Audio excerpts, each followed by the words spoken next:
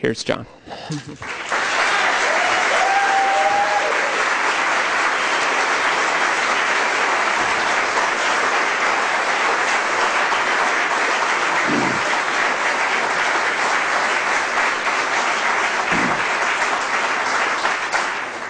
Well, thank you, Anthony, for that generous description, and my apologies for being 12 years late. I'm not sure it's 12 years, but I've wanted to come for a very long time, and it's just so pleasing for me to be here. I'd like to thank the people that Anthony mentioned, from my publisher right through to those who've helped who have sponsored my trip to the United States, but also especially to Anthony Arnove himself. Anthony has been a great friend, one of unstinting support for my work, and made that vital link between the sort of the traveling world that I exist in a lot of the time and just what is going on here in the United States. It was Anthony's support and help that really laid the ground for one of my films, Palestine is Still the Issue, the last film. I've made two called that over a period of 25 years. And the last one, because I hadn't been to Palestine for some time, it was Anthony who introduced me to some wonderful people like Ilan Pappé. So thank you, Anthony. Well, the title of this talk is Freedom Next Time, which, of course, is the title of the book. And the book is meant as an antidote to the propaganda that's so often disguised as journalism. And so I thought I would talk today about journalism, about war by journalism, propaganda and silence, and how that silence might be broken. Edward Bernays, the so-called father of public relations, wrote about an invisible government which is the true ruling power of our country. He was referring to journalism, the media. That was almost 80 years ago, not long after corporate journalism was invented. It's a history few journalists talk about or know about, and it began with the arrival of corporate advertising. As the new corporations began taking over the press, something called professional journalism was invented.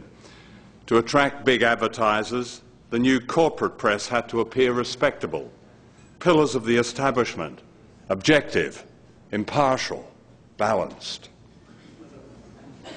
The first schools of journalism were set up, and a mythology of liberal neutrality was spun around the professional journalist. The right to freedom of expression was associated with the new media and with the great corporations, and the whole thing was, as Robert McChesney put it so well, entirely bogus. For what the public didn't know was that in order to be professional, journalists had to ensure that news and opinion were dominated by official sources, and that hasn't changed. Go through the New York Times on any day and check the sources of the main political stories, domestic and foreign. You'll find they're dominated by governments and other establishment interests. That's the essence of professional journalism. I'm not suggesting that independent journalism was or is excluded, but it's more likely to be an honourable exception. Think of the role Judith Miller played in the New York Times in the run-up to the invasion of Iraq. Yes, her work became a scandal, but only after it had played a powerful role in promoting an invasion based on lies. But Miller's parroting of official sources and vested interests was not all that different from the work of many famous Times reporters, such as the celebrated W.H. Lawrence, who helped cover up the true effects of the atomic bomb dropped on Hiroshima in August 1945. "No radioactivity in Hiroshima ruin" was the headline on his report, and it was false. Consider how the power of this invisible government has grown. In 1983, the principal global media was owned by 50 corporations, most of them American. In 2002, this had fallen to just 9 corporations. Today, it's probably about 5. Rupert Murdoch has predicted that there will be just 3 global media giants, and his company will be one of them.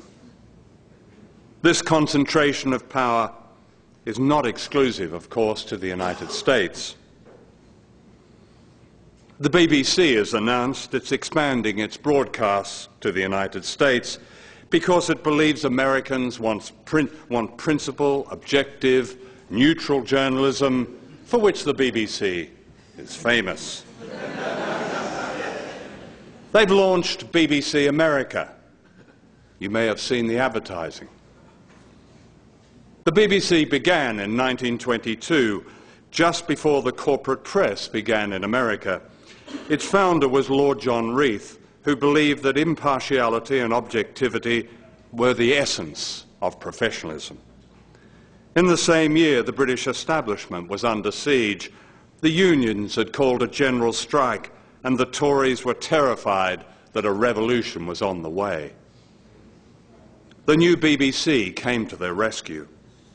In high secrecy, Lord Reith wrote anti-union speeches for the Tory Prime Minister Stanley Baldwin and broadcast them to the nation, while refusing to allow the Labour leaders to put their side until the strike was over.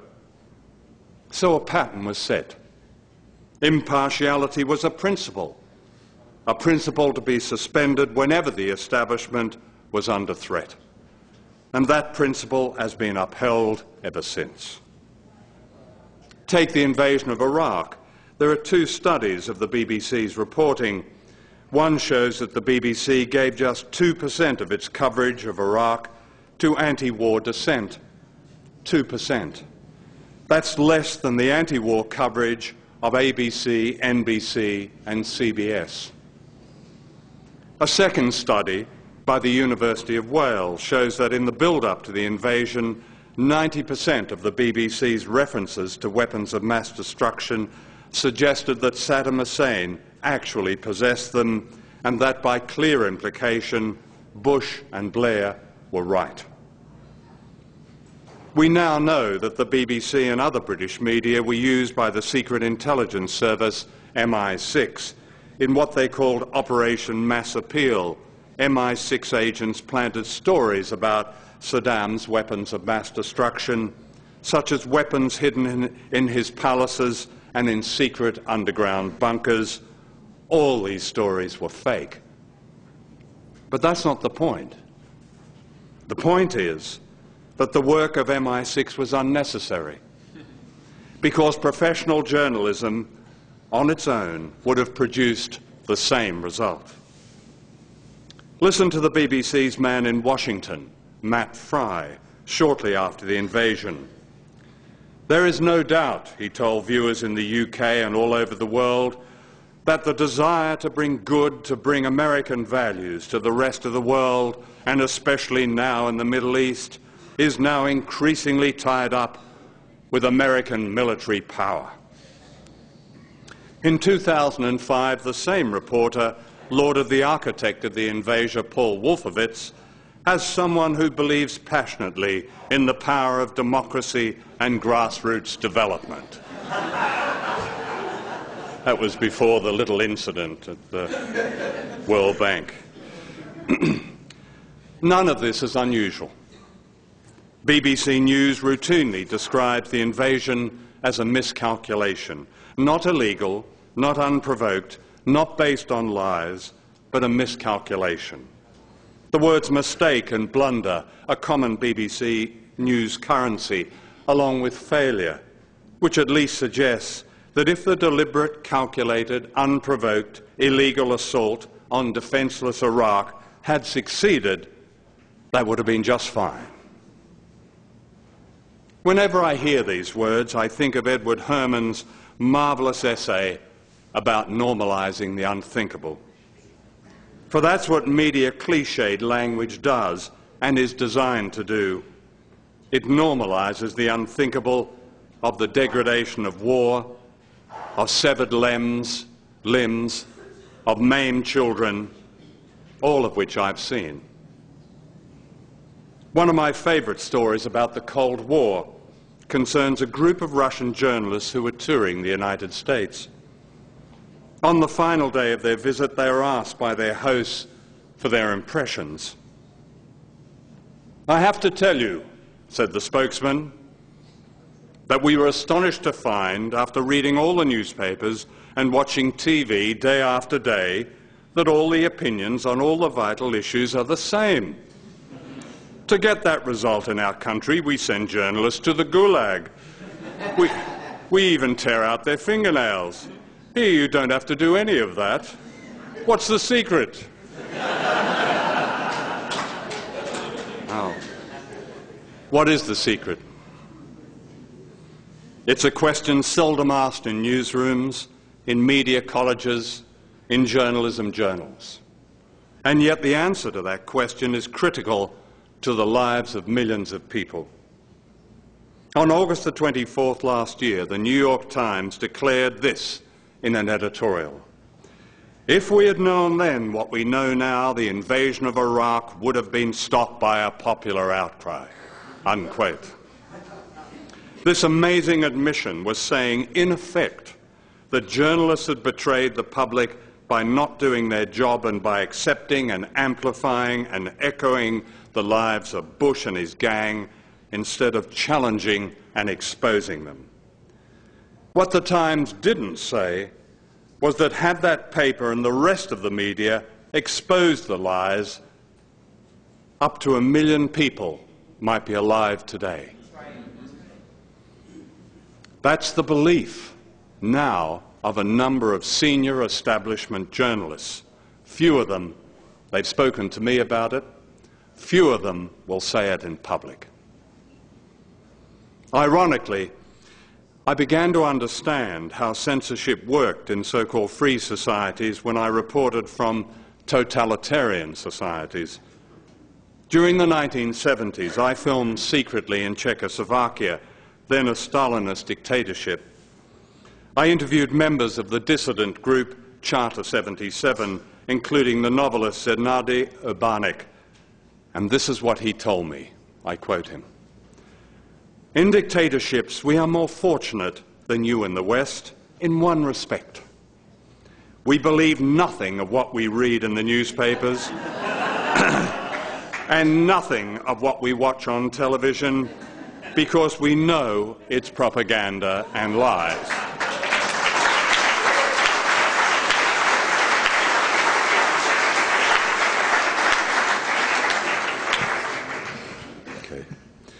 Unlike you in the West, we've learned to look behind the propaganda and to read between the lines. Unlike you, we know that the real truth is always subversive. Vandana Shiva has called this subjugated knowledge. The great Irish muckraker Claude Cockburn got it right when he wrote, "Never believe anything until it's officially denied."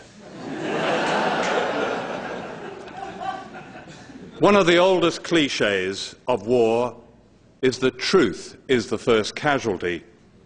No, it's not. Journalism is the first casualty.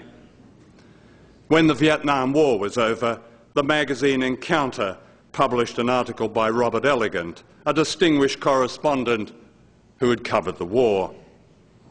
"For the first time in modern history," he wrote, "the outcome of a war was determined not on the battlefield, but on the printed page, and above all, on the television screen." He held journalists responsible for losing the war by opposing it in their reporting. Robert Elegant's view became the received wisdom in Washington, and it still is. In Iraq, the Pentagon invented the embedded journalist because it believed that critical reporting had lost Vietnam. The very opposite was true. On my first day as a young reporter in Saigon, I called at the bureaus of the main newspapers and TV companies. I noticed that some of them had a pinboard on the wall on which were gruesome photographs, mostly of bodies of Vietnamese and of American soldiers holding up severed ears and testicles. In one office was a photograph of a man being tortured. Above the torturer's head was a stick-on comic balloon with the words, "That'll teach you to talk to the press." None of these pictures were ever published or even put on the wire. I asked why. I was told that the public would never accept them.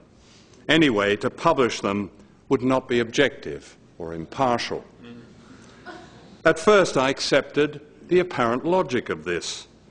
I too had grown up on stories of the good war against Germany and Japan, that ethical bath that cleansed the Anglo-American world of all evil. But the longer I stayed in Vietnam, the more I realized that our atrocities were not isolated, nor were they aberrations, that the war itself was an atrocity. That was the big story, and it was seldom news. Yes, the tactics and effectiveness of the military were questioned by some very fine reporters. But the word invasion was never used. The anodyne word used was involved. America was involved in Vietnam. The fiction of a well-intentioned, blundering giant stuck in an Asian quagmire was repeated incessantly. It was left to whistleblowers back home to tell the subversive truth, those like Daniel Ellsberg and Seymour Hersh with his scoop of the My Lai massacre. There were 649 reporters in Vietnam on March the 16th, 1968, the day that the My Lai massacre happened. Not one of them reported it. In both Vietnam and Iraq, deliberate policies and strategies have bordered on genocide. In Vietnam, the forced dispossession of millions of people and the creation of free fire zones. In Iraq, an American enforced embargo that ran through the 1990s like a medieval siege and killed, according to the United Nations Children's Fund, at least 500,000 children under the age of 5. In both Vietnam and Iraq, banned weapons were used against civilians as deliberate experiments. Agent Orange changed the genetic and environmental order in Vietnam. The military called this Operation Hades. When Congress found out, it was renamed the friendlier Operation Ranch Hand, and nothing changed. That's pretty much the way Congress has reacted to the war in Iraq. The Democrats have damned it, rebranded it, and extended it. The Hollywood movies that followed the Vietnam War were an extension of the journalism, of normalizing the unthinkable. Yes, some of the movies were critical of the military's tactics, but all of them were careful to concentrate on the angst of the invaders. The first of these movies is now considered a classic.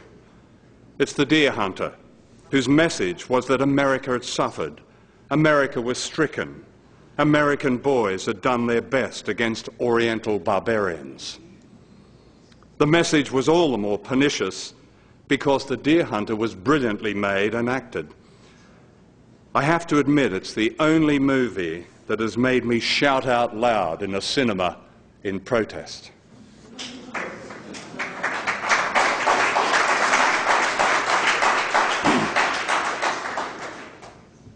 Oliver Stone's acclaimed movie Platoon was said to be anti-war, and it did show glimpses of the Vietnamese as human beings, but it also promoted, above all, the American invader as victim.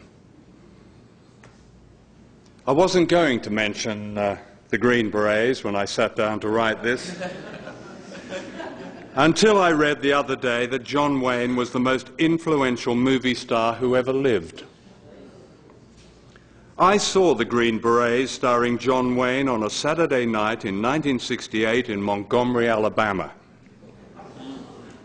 I was down there to interview the then infamous Governor, George Wallace. And I'd just come back from Vietnam, and I couldn't believe how absurd this movie was. So I laughed out loud. I laughed and laughed. And it wasn't long before the atmosphere around me grew very cold. My companion, who'd been a freedom rider in the South, whispered, "Let's get the hell out of here and run, and run like hell." Well, we were chased all the way back to our hotel. But I doubt if any of my pursuers were aware that John Wayne, their hero, had lied so that he wouldn't have to fight in World War II. And yet the phony role model of Wayne sent thousands of young Americans to their deaths in Vietnam, with the notable exceptions of George W. Bush and Dick Cheney. Last year, in his acceptance of the Nobel Prize for Literature, the playwright Harold Pinter made an epic speech.